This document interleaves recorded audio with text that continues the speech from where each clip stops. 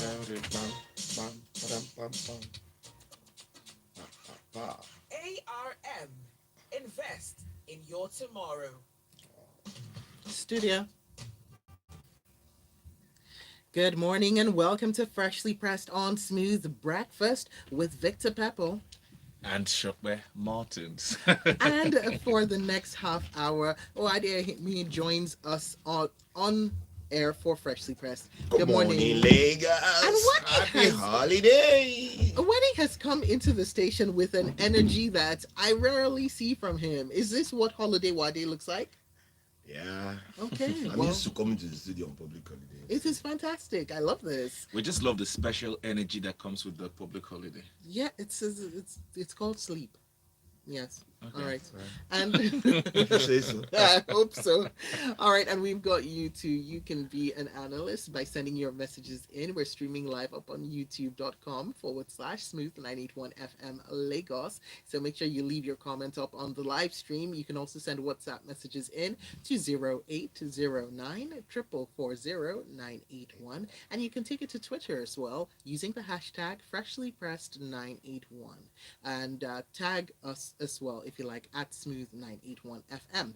Okay, so we are going to go straight into the stories because we've got some very interesting ones for you. I know that I say that every day, but really today is yeah, special.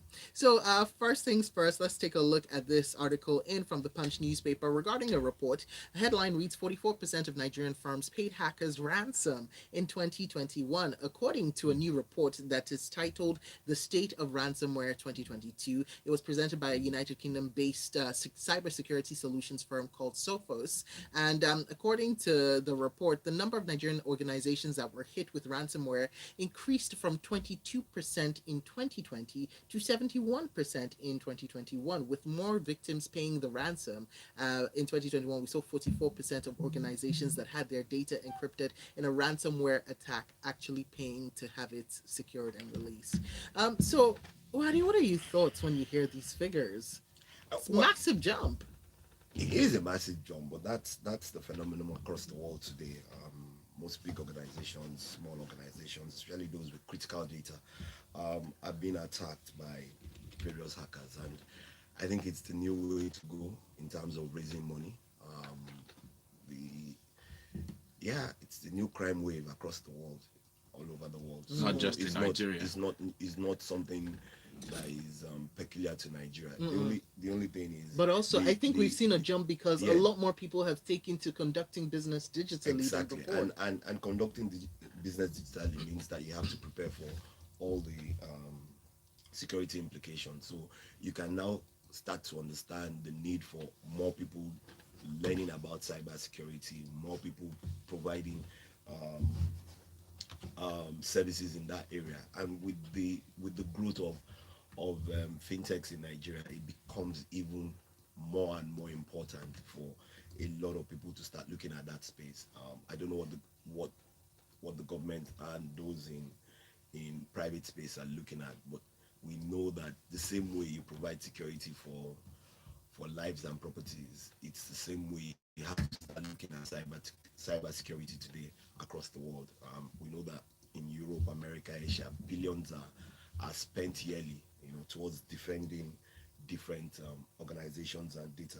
And like I said, criminals will always find a new way to make money, and I guess this is the new way, and they really are getting at it. But the figures, well, you can also say that 2020 was a peculiar year.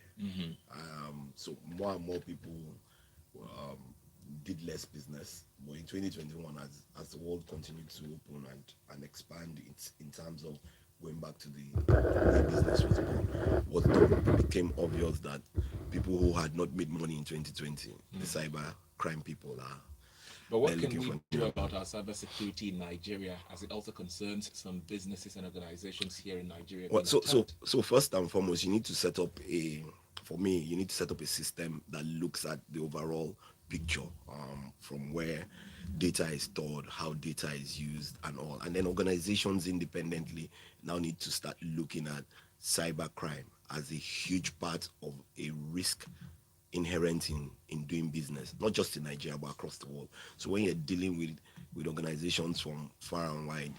You don't know where data can be compromised. It might not necessarily be from the Nigerian part. It might be from doing business with other people, and it's just a flick in All your right. database, and you move on.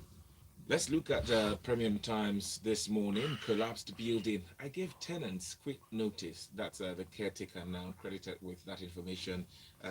He said he gave the occupants quick notice when he discovered the visible stress on the building.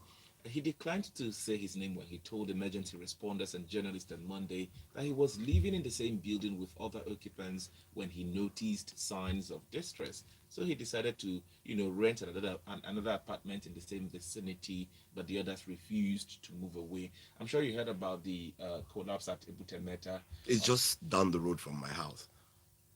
So, and that's the reality. Wow. It's walking distance from my house. So Okay. when I think about these things and I look at some of the buildings in that area, some of them need to go down. They need to be a new face of looking at the integrity of a lot of the buildings. A lot of the buildings, they are quite old, and we should also remember that Ebutemeta was a waterlogged area that had been reclaimed, and over time, what you see is this kind of things, especially with the continued increase in rain, climate change, and all. But the truth about it is, another challenge is this: even when people see these buildings and they make the report to the government, in terms of being able to take down the building and find solutions for something new, it's such a Herculean task. We went through the same thing a long time ago. It took us a lot to take down the former building there to put a new structure there. So I know what it takes. It takes a lot.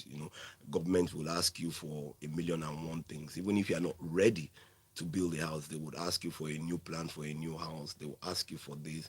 It costs money to take it down. You have to pay for them to come and assess how you're going to take it down, and so on. So, and with the continued increase in the level of poverty in Nigeria, and then people are looking for where to stay. I hear there are other buildings that look like the one that collapsed around that area. I'm telling you that I live around that area, and I know that a number of buildings, a lot of them, there are Have the same integrity issues. A lot of integrity issues. And the Lagos state government, I want to believe that last time that came there yesterday saw some of these buildings. Well, I want to believe that too. It's all right.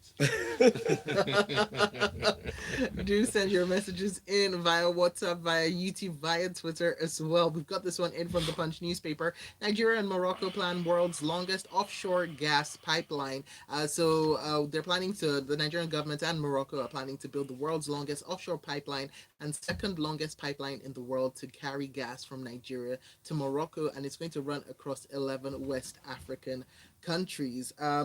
We heard from media aide to the president who said that they're teaming together to build this, and it will carry gas from Nigeria to Morocco, running across these 11 West African countries. And this was originally signed back in 2018, Wadi. What do you think when you see this? I laugh. Okay, why? Now, let's start from the beginning. I think it was just after Obasanjo became the president. There was a deal to put together the West African gas pipeline that was supposed to get right across the coast, right up to Senegal. Democracy has been over 20 years now. We're still in Ghana, and we're planning to plan with Morocco.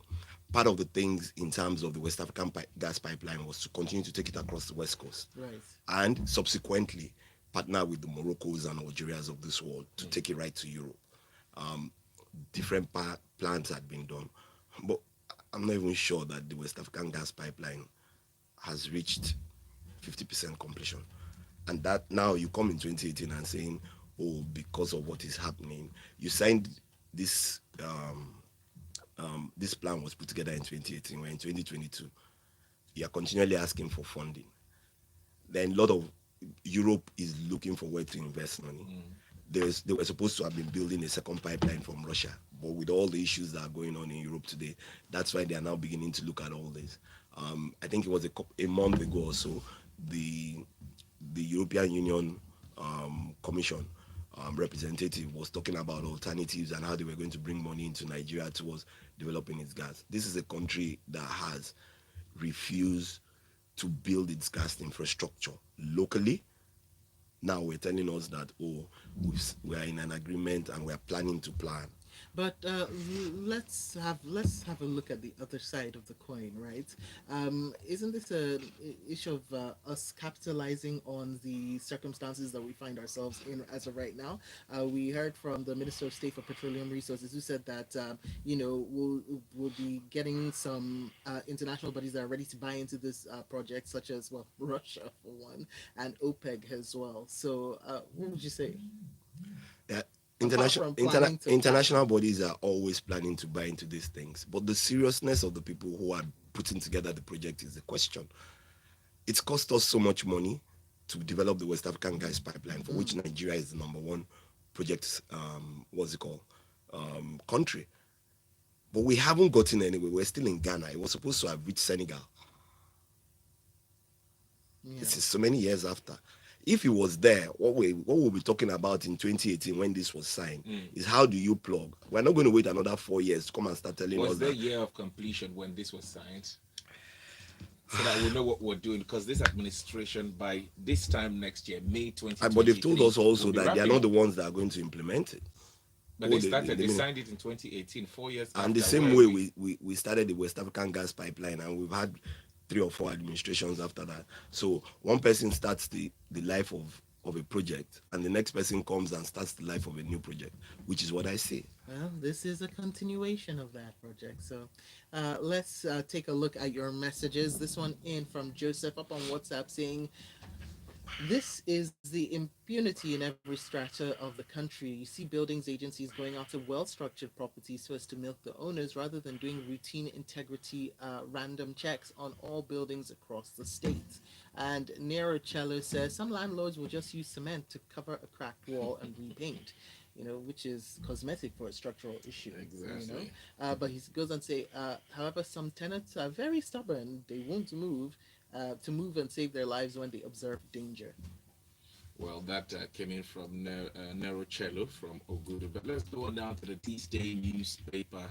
It has this interesting headline. In fact, there was a back and forth. How Saraki prevented Buhari's impeachment for spending 496,374,470 dollars without legislative approval.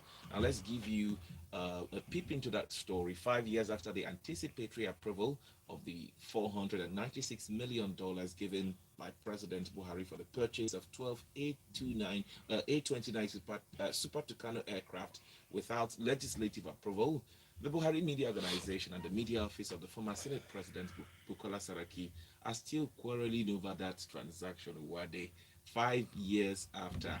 So some are saying, oh, Saraki says he was active in the process of getting the Tucano jets to Nigeria. The Buhari Media Organization are saying, no, you actually wanted to impeach the president for that particular Tucano. Why now? Really, that's the big question. Why are we having all of this now? That's the right question. Why now? Saraki wants to run for presidency. Long and short. There's no much to say about this because when it came out, the executives went beyond their powers. They had paid this money to the United States government before the Seeking Senate. approval. Yeah, even before the Senate was aware. The money had been paid, and it was a huge issue then. But now, it's the blame game. Ordinarily, should the president have been impeached for that? The Senate is the one to tell me whether it's an impeachable offense. But they were not supposed to have made purchase relating to security issues without the approval Of the Senate. Yes, and you can see the same thing going on in America today. You can't just give what's it called, monies to Ukraine or assistance to Ukraine. Congress has to look at it. All right, so we're going to take a very quick break. When we get back, we've got more stories for you right here on Freshly Pressed. How many seconds is the break? How many seconds? 40, 40. My mom. My wife. There you have it. The analyst will be back. My guy who works at ARM. I can't afford to miss his calls. You see, Daily is always on my matter, informing me about investment opportunities before everyone else so I can always be ready. He always has a new strategy to grow my money. The way he carries the matter on his head, you would think it's more than just his day job. But that's why Daily is my person because he's invested in my tomorrow. At ARM, we want to help you achieve your goals because when you succeed, we Never succeed. looked at that Visit freshly Very fine. www.arm.com.ng. I've not even heard the song All before. ARM, I right, want to sing it. we investing have in your tomorrow. 8 seconds. This is Smooth 98.1. Love music, love life.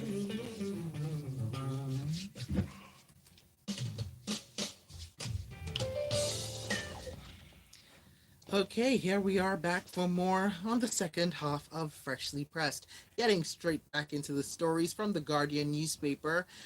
We've heard from the Minister of Labour and Employment and hopeful presidential candidates in Gige. Nothing wrong with doctors leaving Nigeria. They'll return better equipped. Now, the All Progressive Congress presidential aspirant and Minister of Labour and Employment, Dr. Chris Ngige, yesterday described the issue of brain drain and migration of medical doctors out of the country as not totally a bad situation. He said they would come back home better equipped with knowledge to make the desired impact in the country. This was when he appeared as a guest on News Channel and said that it's not a phenomenon that's new in Nigeria. By 1982 and 1984, our doctors were moving to Saudi Arabia and the United Kingdom. It was not a new thing. By 1990, they were moving to the United States. These countries need our doctors because they are well trained. They're the best. And he goes on to talk about the slide of the Naira, but he also says that at the end of the day, these doctors and consultants come back with better knowledge, while some come back with equipment. What I'm saying is that all hope is not lost. All hope, Wade? all hope is never lost. And he has a point that yeah, some of the doctors do come back, but if majority of those who you've trained leave the country, your best set of people, then what you have is a mediocre system, and that's what we see today in the health sector. Um, Apologies to the doctors in Nigeria. I'm not telling them that they are mediocre. It's the system of operation that is mediocre because the government has decided to continually put its hand in it. And like you see, but when you look at those who come back, how much can they put into the system? The cost of doing business in Nigeria is astronomical. So if there was a level playing field and ease of doing business was better, then yes, you go get all the experience wherever you are, and then you can bring back not just equipment and other technical what's it called, but actually knowledge, first class knowledge. And when you look at what Inge says, a lot of the Nigerians who left in the 80s and the 90s are at the top of the game wherever they are. They're some of the best doctors in the world. So why aren't they coming back? Why aren't they coming back to even give back to the society? Because the system does not what's it called, encourage them to even just come and give a little bit back. So it's amazing when you spend, like you said, they were trained on taxpayers' money. So we Nigerians pay for them to be trained. We ship them off So abroad. we're the training ground, but we Exactly. don't But get the we don't get the benefits. benefits of it. And that's what he's saying. But well, like But it's, is it the purview of returning doctors to provide equipment? it's the purview of those who want to go into business in medicine to provide the equipment and the wherewithal to go into their business. However, it's the purview of government to set a, a plane that makes it easy for them to do those things. It's the purview of government to make sure that the security of lives and property in the country is stable enough for people to come back and invest. It's the purview of government for you to put together the social amenities to make it conducive for people to come and invest in Nigeria. Where those things are not available, that's what you have. Okay, I'd like to take a quick poll in the studio, and you know what? To For the listeners as well and viewers, how many doctors do you know? Just think about it. You don't need to say it out loud. And of all of the doctors you know, how many of them are applying to leave the country? How many have left already? And no, the ones that are still in Nigeria, because we know how many have left. You know, they've left a hole in the country. But how many of the ones that are currently here are still in various stages of trying to leave the country. Plenty. And let's then extrapolate that across the country. Well, we've got All to right. move on. So Ken sends in a message. He's talking politics now with a little tint with, emotions here. He says, "What's this about APC and PDP trying to stylishly fill in a northern candidate in the 2023 general election? As they're saying, are they saying there's no competent person in the entire southern part of the country? How is these? This is how the North dominated during the military regime. For me, it's time the entire South should come together and work against the agenda of the North. Every time they claim they have the number, it's time we have a consensus and, or rather, have a census in the country to know how many we really are. And when it's time for election, they will bring foreigners and underage. That it just goes on and on. Does it have the proof that they bring foreigners? Exactly. All right, let's go to the This Day newspaper now. National Assembly staff rejects deferred payment of outstanding national minimum wage, threatened chambers shut down May 30. Well, the National Assembly workers, under the aegis of Parliamentary Staff Association of Nigeria, have rejected the deferred payment of outstanding national minimum wage by the National Assembly Service Commission to workers from grade level 3 to 17. Now, the workers had, during the joint congress held on the 28th of March, expressed concern over prolonged delay in the payment of the 9 months outstanding minimum wage as well as, the tent subsidy. Wade, we see strikes or we hear about strikes. Every association in Nigeria, NLC, ASU, even the health workers, must ASUP. we always, as ASUP as well, must we always protest before government does the needful? Government is broke. If you don't have money, you can't pay. But when these people protest, then the money comes out. So you rob Peter to pay Paul. So you rob Peter, and then Paul, you pay Paul, and then Peter will come tomorrow and do I this. So have even to ask, so have National you Assembly actually seen the staff, money come out, Peppo, or is it the promise of an agreement to, as a promise to pay the money? They promised them before that they were going to start paying them from April, and they told them they will pay everybody. So, like I said, sometimes it's good for you to agitate so that you can get your own part. The one who is now robbed to pay you will but do what his happens when agitation. they shut down the National Assembly at the end of this month? Nation- The, the assembly is already shut down. People are preparing for elections. They will soon go on their recess and not come back till August or September when they've got. And then everybody is campaigning. How many laws have they passed this year? Everybody is politicking for what's it called, primaries.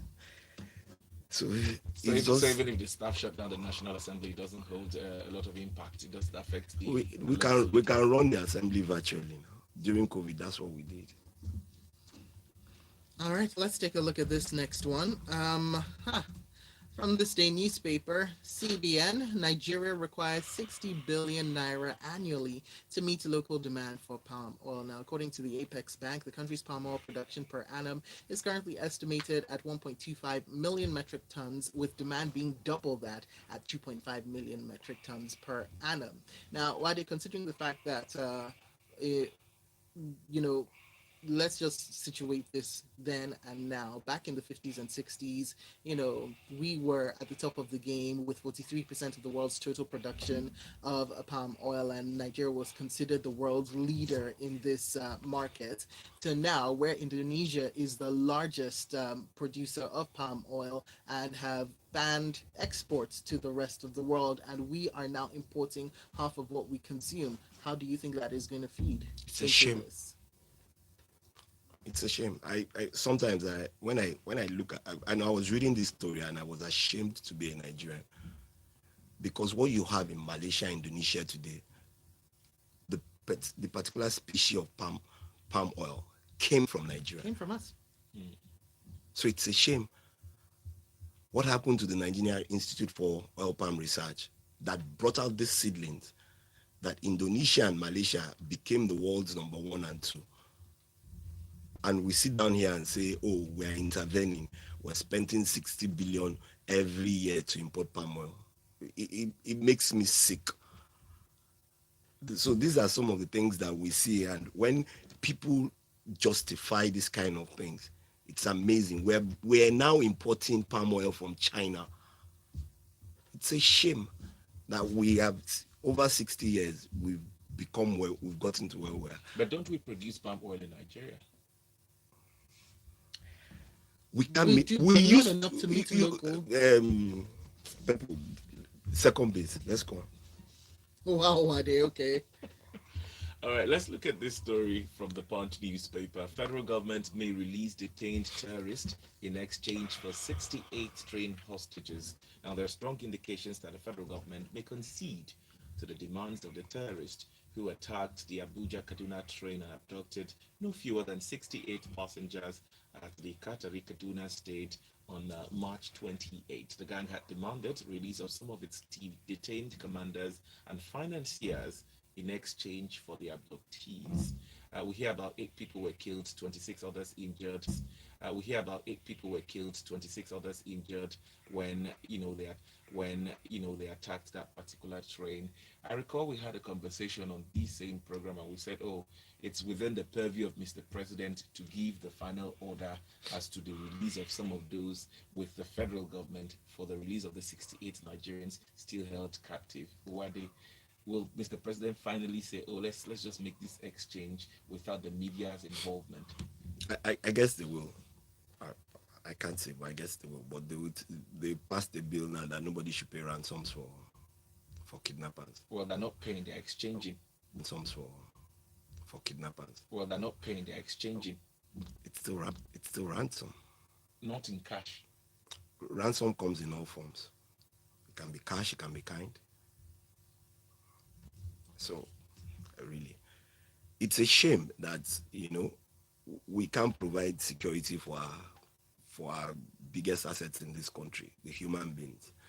We can't provide security for those who will invest to create the properties and the enabling environment for people to bring in more money. Rather, what has happened over the years is what we see.